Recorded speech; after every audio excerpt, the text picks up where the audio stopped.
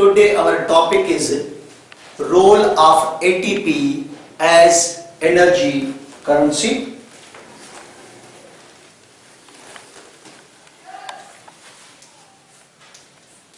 Role of ATP as energy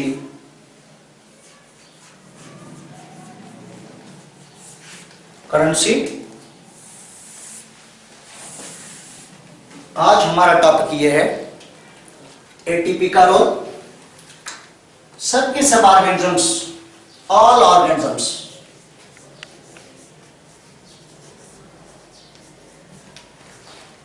सब के सब ऑर्गेनिजम्स यूज करते हैं organic food as a source of energy। जितने भी ऑर्गेनिजम्स हैं ये सब के सब ऑर्गेनिक फूड को यूज करते हैं as a source of energy. Mostly ये ऑर्गेनिक फूड मींस कार्बोहाइड्रेट्स। ये कार्बोहाइड्रेट्स ये ब्रेक डाउन होते हैं और यहां पर carbon dioxide plus water and plus energy produced. Carbohydrates they are degraded. यहां ये जो एनर्जी बन रही है इस एनर्जी का small part that is used to make ATP means carbohydrates organic food breakdown हुआ, कार्बन डाइऑक्साइड प्रोड्यूस हुई, वाटर प्रोड्यूस हुआ और एनर्जी प्रोड्यूस हुई। ये जितनी भी एनर्जी प्रोड्यूस हुई उसमें से थोड़ी सी एनर्जी ने ATP बनाया। अभी ATP सेल्स के अंदर एक्ट एज एनर्जी करेंसी या high energy molecules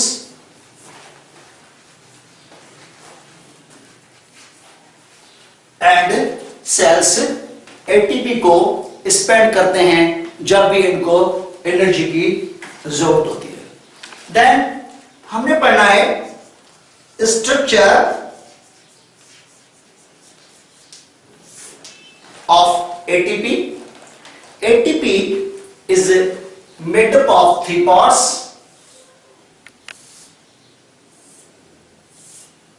pentose sugar,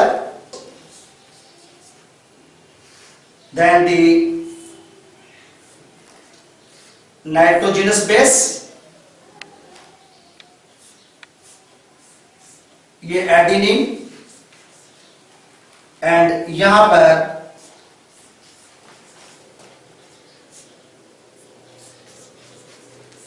तीन फॉस्फेट, ये एडिनोसिन ट्राइफॉस्फेट है।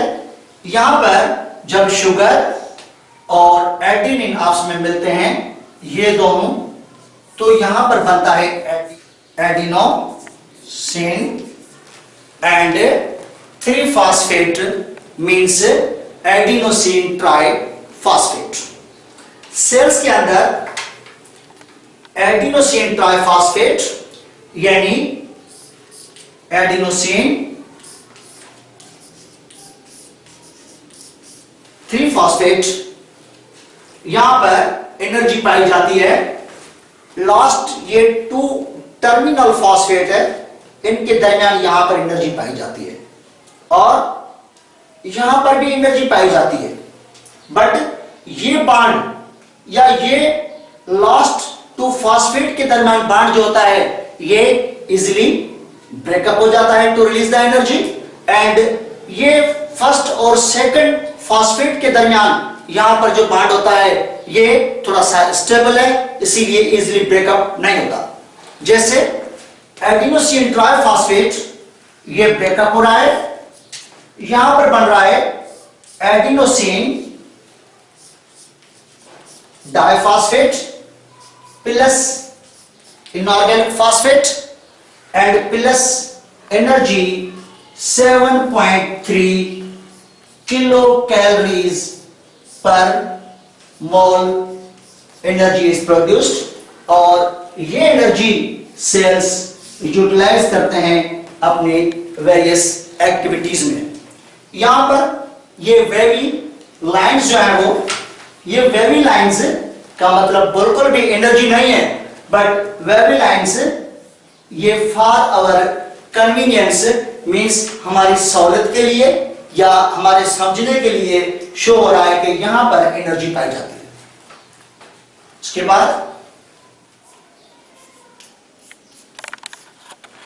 acts as mediator means plays a role of intermediate. It joins the two reactions.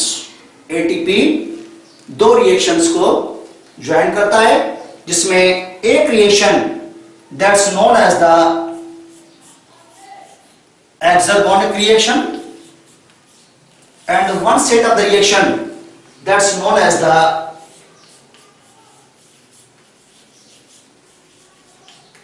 एंड्रोगोनिक reaction. ATP इन दोनों रिएक्शंस को ज्वाइन करता है। एक रिएक्शन से एटीपी एनर्जी ले रहा है, एटीपी दूसरे रिएक्शन को एटीपी एनर्जी दे रहा है। इसी तरह ये दोनों के दोनों रिएक्शंस ड्राई हो रहे हैं, तो ये दो रिएक्शन एटीपी ज्वाइन करता है, इसीलिए it acts as a mediator.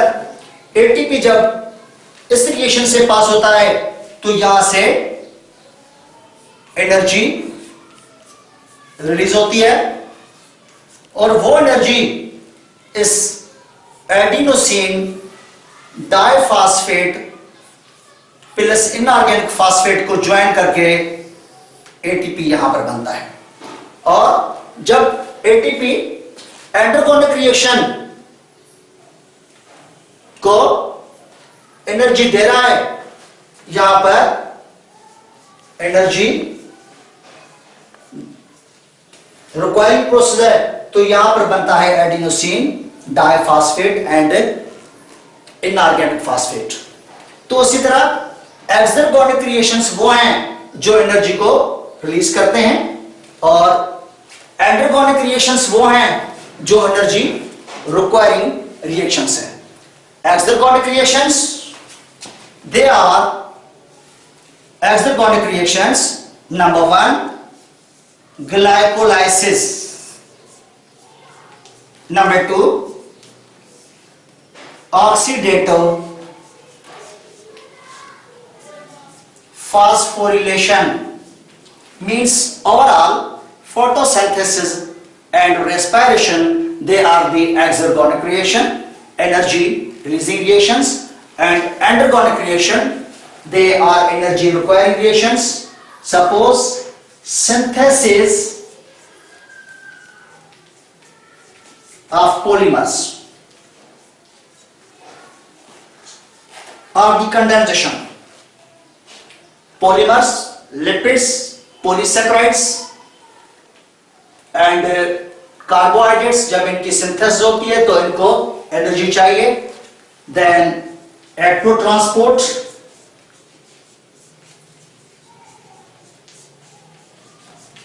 Cyclosis,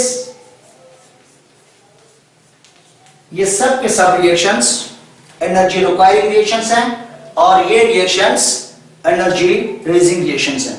इसी तरह एटीपी यहां पर एनर्जी रिक्वायरिंग प्रोसेस को एनर्जी दे रहा है और कन्वर्ट हो रहा है into adenosine diphosphate and inorganic phosphate. Then जब एडिनोसिन डाइफॉस्फेट एक्सरगोनिक रिएक्शंस में जाता है, तो यहां से ये एनर्जी गेन कर रहा है और बन रहा है यहां पर ATP. ATP also acts as coenzyme. Coenzymes are non-protein part और coenzymes they are the carrier molecules. ये coenzymes केमिकल ग्रुप को या तो ट्रांसफर करते हैं या तो गैन करते हैं। यहां पर एटीपी जो कोएंजाइम का काम करता है, व्हेन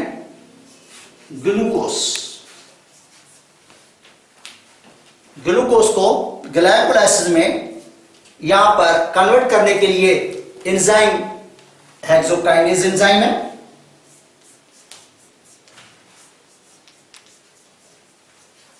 हेक्सोकाइनेज एंजाइम के साथ एटीपी रिएक्ट करता है एज अ कोएंजाइम। यहां पर ATP as a coenzyme transfer करता है फास्फेट टू द ग्लूकोज। यहां पर बन जाता है ग्लूकोज 6 फास्फेट और एटीपी इसके साथ साथ एनर्जी भी दे रहा है और खुद कन्वर्ट हो रहा है इनटू एडिनोसिन डाइफॉस्फेट। तो हियर एटीपी ने जब फास्फेट ट्रांसफर किया है ग्लूकोज को, तो यहां पर ऐड किया है एज अ कोएंजाइम। अब हम ये पढ़ेंगे कि वो कौन से प्रोसेस है जो एनर्जी को प्रोसीड करते हैं या प्रोड्यूस करते हैं।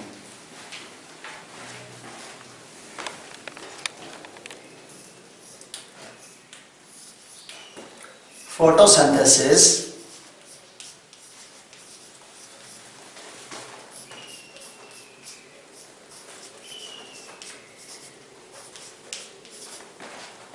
and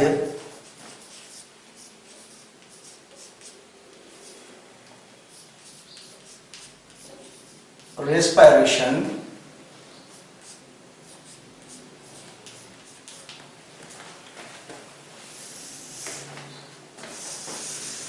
to man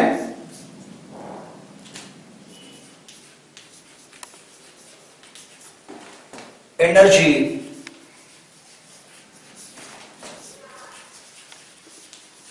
processing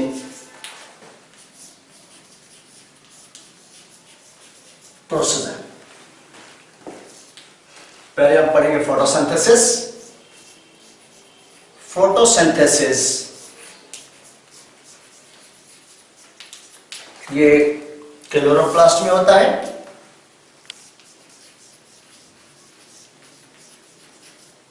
प्लास्ट में यहां पर सोलर एनर्जी कन्वर्ट होती है इनटू एटीपी। फोटोसिंथेसिस में solar energy is converted into ATP और फोटोसिंथेसिस क्लोरोप्लास्ट में होता है। Then second process is respiration. Respiration, it occurs in mitochondria or cells. Mitochondria में, और यहां पर फूड और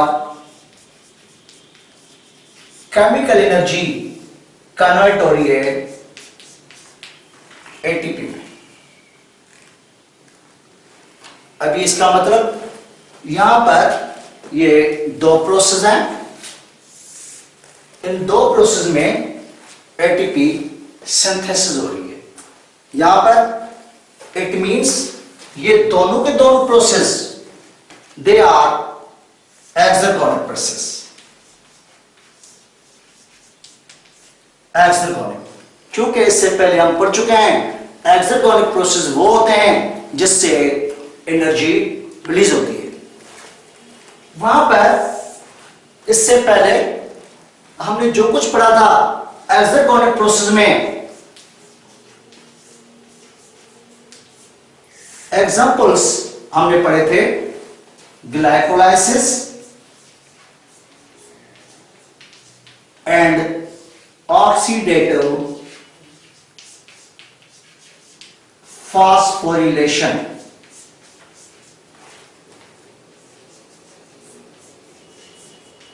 ग्लाइकोलाइसिस में एटीपी तो बनता है, बट यहां पर ऑक्सीजन का यूज नहीं होता, इसीलिए पहले हमने ये टर्म पढ़ा था कि एनारोबिक ग्लाइकोलाइसिस।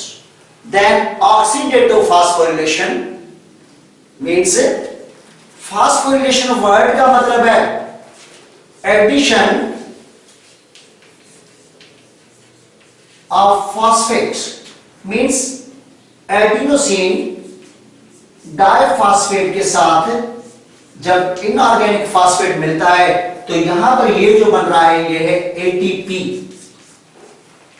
इस एडिनोसिन डाइफॉस्फेट के साथ जब फॉस्फेट मिलता है तो ये है बनता है एटीपी। इस प्रोसेस को कहा जाता है फॉस्फोरिलेशन, यानी एडिनोसिन डाइफॉस्फेट को इनऑर्गेनिक फॉस्फेट जो मिलता है वो तीन तरह से मिलता है। एक है सबस्ट्रेट लेवल पे, एक है number 2 oxidative phosphorylation, and number 3 that is known as the photophosphorylation. Substrate level पे जो एटीपी बनता है, इस एटीपी में फॉस्फेट जो आ रहा है वो किसी सबस्ट्रेट से आ रहा है। देन ऑक्सीडेटिव फॉस्फोरिलेशन से जो एटीपी बनता है तो यहां पर in the presence of oxygen यहां फॉस्फेट आके मिल रहा है, in the presence of oxygen. और इसका एग्जांपल है electron transport chain in respiration. Then photophosphorylation में जो एटीपी बनता है यहां पर फॉस्फेट, यहां पर जो आ रहा है एटीपी को मिल रहा है वो इन the presence of the sunlight. ये इसका एग्जांपल फोटोसिंथेसिस में ये होता है। एक्चुअली अभी हमने ये पढ़ा है कि फोटोसिंथेसिस एंड रेस्पिरेशन ये दोनों के दोनों एक्सर्गोनिक प्रोसेस हैं। क्यों? Because they release the energy in the form of ATP। लेकिन आगे डिटेल से हम देखेंगे कि ये दोनों के दोनों प्रोसेस एक्सर्गोनिक भी हैं और एंड्रोगोनिक भी हैं। फोटोसिंथेसिस का एक पार्ट, एक फेज एटीपी बना रहा है, वहां पर ये हुआ एक्सर्गोनिक। तो दूसरा फेज फोटोसिंथेसिस का एटीपी कंज्यूम कर रहा है, वहां पर ये हुआ एंड्रोगोनिक। इसी तरह रेस्पिरेशन में जो ग्लाइकोलाइसिस हम पढ़ेंगे डिटेल से आगे, तो ग्लाइकोलाइसिस में पहला फेज जो है वो एटीपी को कंज्यूम करता है, मींस एंड्रोगोनिक, और सेकंड फेज इसका जो है वो एटीपी प्रोड्यूस करता है, मींस एक्सर्गोनिक।